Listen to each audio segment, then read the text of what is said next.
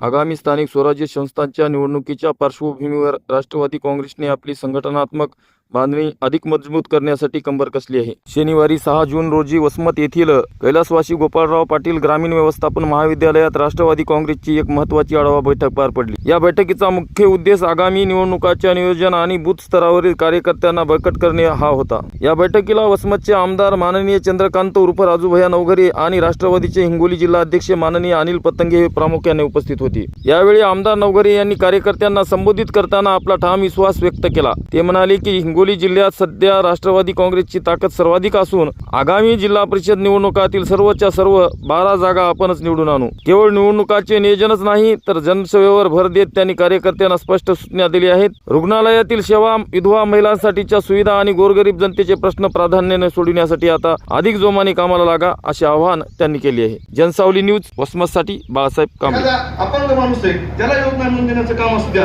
गावातल्या एखाद्या रस्त्याचं अडचणीचं काम आहे शेत रस्त्याचं आणि तिथून पुढच्या काळामध्ये रस्ता पण पडणार आहे, त्यावेळेस तिथल्या कार्यकर्त्यांनी ते काम पुढाकार घेऊन हे सगळे कामं केली पाहिजे।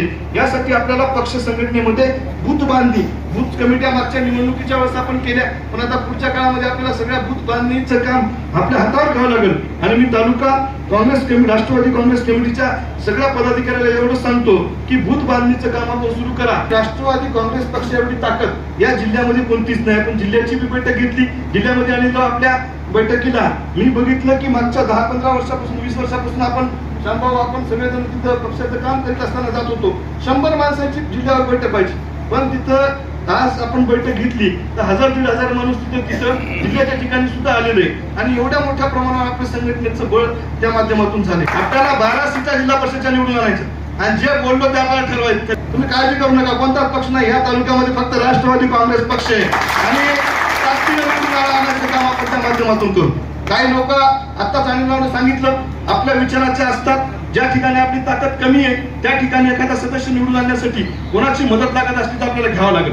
काही माणसं नवीन जोडायचं काम करावं